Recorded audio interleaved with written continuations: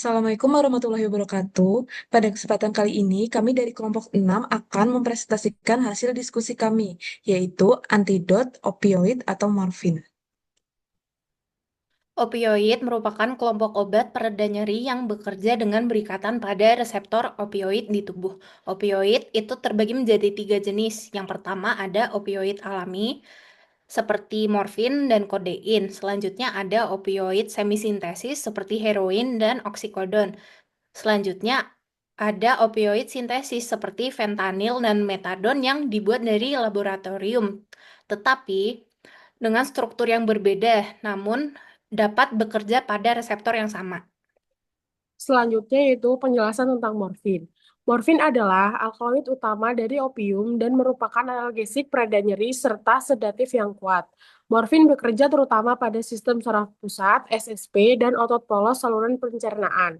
Morfin dapat diberikan secara oral, intravena, intramuskular, atau subkutan. Selanjutnya, mekanisme kerja reseptor opioid. Opioid bekerja dengan berikatan pada G-protein coupled receptor yang tersebar di sistem saraf pusat dan perifer. Terdapat tiga reseptor utama, yaitu yang pertama ada reseptor mu yang berlokasi utama di otak, sumsum tulang belakang, dan saluran cerna. Efek utama yang dihasilkan adalah analgesik kuat, euforia, depresi pernafasan, miosis, dan ketergantungan fisik. Selanjutnya ada reseptor kappa yang berlokasi utama di korteks serebral dan sumsum tulang belakang. Efek utama yang dihasilkan adalah analgesik, sedasi, disforia, dan diuresis. Selanjutnya ada reseptor delta yang berlokasi utama di korteks serebral dan sistem limbik. Efek utama yang dihasilkan adalah analgesik, aktivasi antidepresan, dan modulasi emosi. Mekanisme toksisitas morfin. Morfin merupakan agonis reseptor opioid, terutama berikatan dengan reseptor mu, kappa, dan delta. Depresi pernafasan, morfin menurunkan sensitivitas pusat pernafasan di batang otak terhadap karbon dioksida dan hipoksia, hingga laju serta volume pernapasan menurun. Sistem saraf pusat, morfin menghambat laju nyeri dan memicu euforia melalui dopamin. Tetapi pada dosis toksik menyebabkan depresi SPP berat hingga koma. Kemudian ada gejala dan tanda keracunan. Tanda ini disebut opioid toxic syndrome. Yang pertama ada depresi pernafasan, yaitu pernafasan lambat dan dangkal yang dapat berlanjut menjadi henti nafas atau apnea.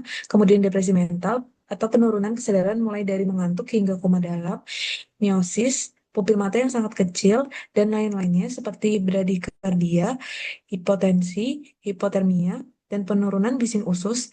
Pada kasus berat dapat terjadi edema paru non-kardiogenik.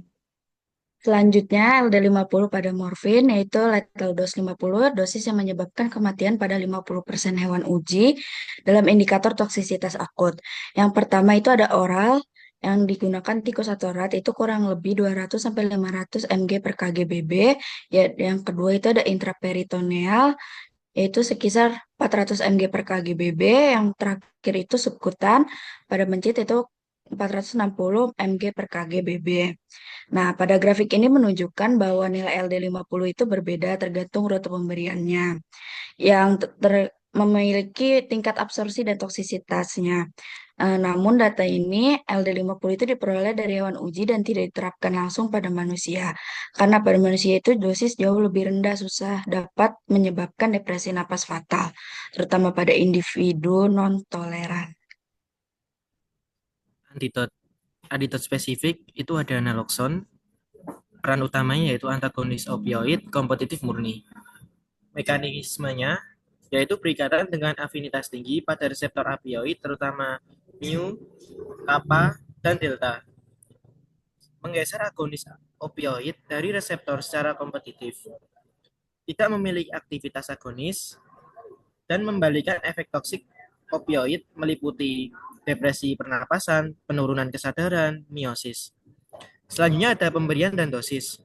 Rutenya ada intravena, intramuskular, subkutan, atau intranasal.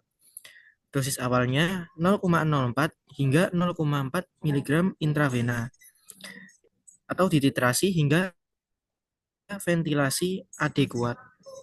Karakteristiknya onset kerja sangat cepat. Durasi singkat, waktu paru 30-81 menit. Pemberian ulang atau infus kontinu mungkin diperlukan karena durasinya lebih pendek dari morfin. Yang terakhir, resiko efek samping dapat memicu sindrom putus obat akut pada pasien ketergantungan, semisal gelisah, nyeri, mual, dan takikardia.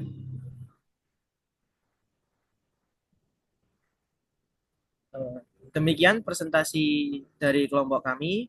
Kurang lebihnya mohon maaf. Pergi ke taman memetik melati. Semoga bermanfaat ilmu yang kami bagi. Wassalamualaikum warahmatullahi wabarakatuh.